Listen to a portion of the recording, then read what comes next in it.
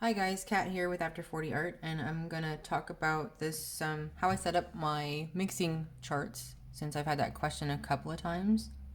So yeah, that's basically what I'm gonna do. Right now, I'm trying to move all of my mixing charts and my swatches over to this A3 pad of watercolor Canson XL. Yeah. So I'm trying to move everything that's water related to this A3 pad. And it's been a little bit intensive. I haven't done everything yet. I'm still debating on whether or not I actually want to do the white nights because it's 48 colors. It's a lot. But I have done the Arctic Squash in here. I've also done the Sasanagrena 18 set mixing chart here. This I left open in case I decided I wanted to do the white nights. I started the Panduro set, the 24 plus the 6 added in colors from Van Gogh, and then I just have some swatches in here from some of the other sets. But this, but I thought we would just set up my Inktense mixing chart together so you guys can see what I do. This paper is 40 by, it's like 29 and a half. It's supposed to be 40 by 30, but I mean, that's what it's like, but it's 40 by 29 and a half. Generally I start out with a pencil and I figure out how big the paper is, and I use this ruler that I can see everything through. And I'm going to line it up where it is perforated over here on this side. I don't know if you guys can see that, but, and then I'm just going to mark off 1 centimeter because it's 24 colors, and I want to have space over here to write in. Actually, I'm going to mark off 1.5, I think it is, and then going up, it's going to be 1 centimeter. So, if that's, we're going to skip this, because that, I don't want to go all the way to the edge. So, 1.5, well, I will bring you guys back. So I'm just going to speed this up.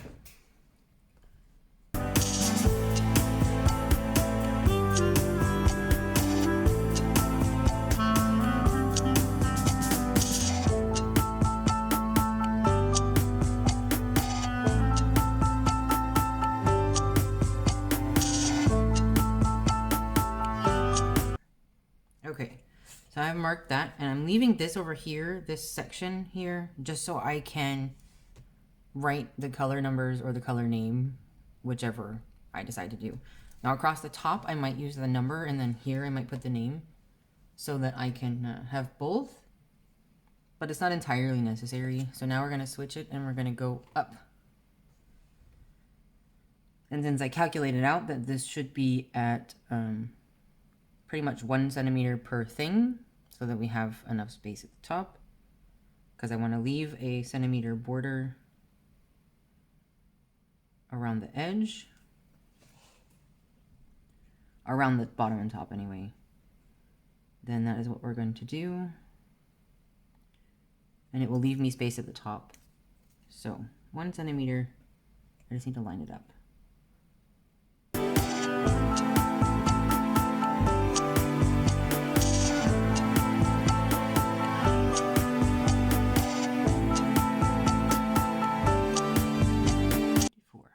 Okay, so now I have the 24 marked out. So now what I'm going to do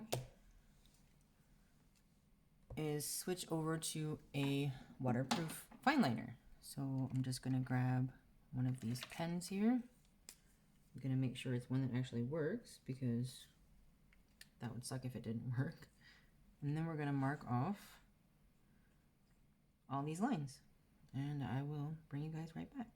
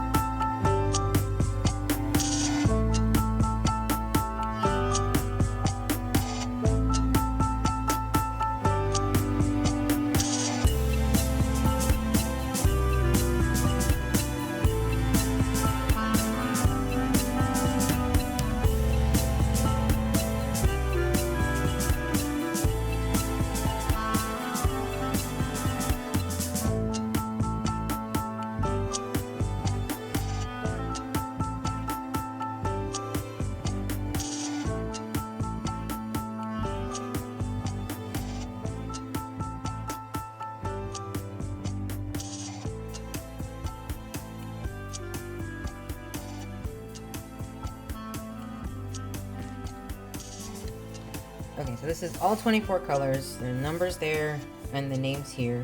I don't have a number for bright orange. There is not a number, at least not that I'm aware of. I haven't checked recently, but I checked when I bought them. And there's no... I couldn't find a number for that particular color. So now what I would do is I would just have... In general, I use like a flat brush like this. Just a regular old flat brush. And some water. And I don't pre-wet these. I do like 2 little passes of the color. So like for sherbet lemon. And then I would just put it where the sherbet lemon meets the sherbet lemon. And then I'm gonna basically do that with all of the colors where they meet their own color. And I generally try to keep that as a mass tone because I don't know why. I think I like to see that this is where the brightest one is. Like this is like where it is that color.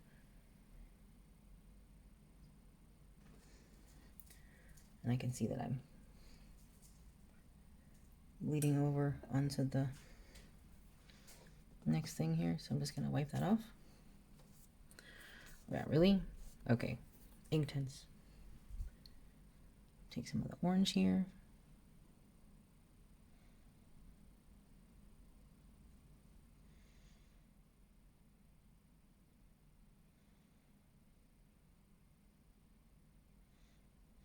But you get the basic idea.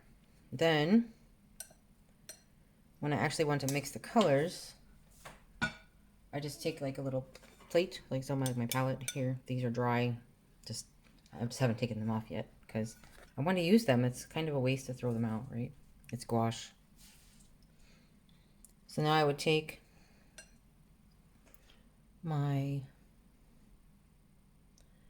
some of the sherbet lemon, and I'm just going to put some of those on here.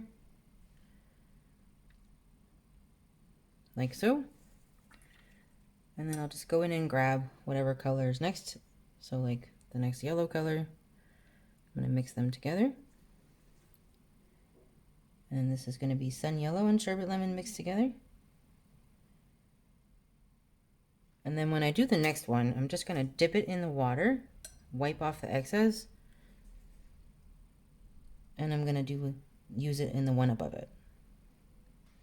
One dip in the water and wipe off the excess. That's all I'm doing. I take the mango, and I'm just going to mix it here. And it looks like I didn't have enough because sometimes some of these colors are just way stronger than tinting strength wise. And I'm just gonna put the mango next here, dipping it off. Mango.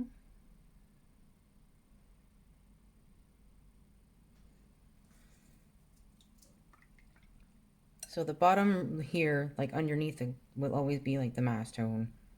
And then there will be kind of washed out. So the next one will be the bright orange. And we're just gonna do.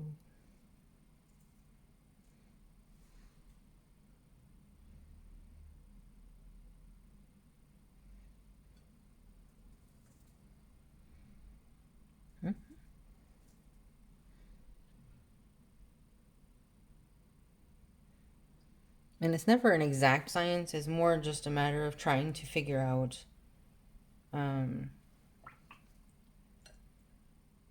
like kind of a general idea of what you're going to get color wise. So like if that's the cherry, take some of the yellow,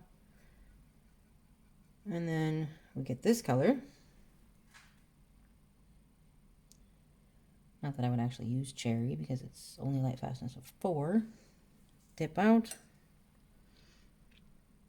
And there. Yep. But you can always like skip around a little bit as long as you make sure that you're putting it in the right spot. And I probably should have some paper over here. And if I'm not happy with like the mass tone, so like with the bright orange, I think it should be a little bit darker. So I'm just going to add another layer. Just so I have like, this is the general idea of what it's going to be. But yeah, this was just going to be like a short little video to show you guys how I set up my mixing charts. And if you guys want to see the rest of this, I mean, you can let me know and I can post it probably. But yeah, I hope you guys have a great week and I will see you next time.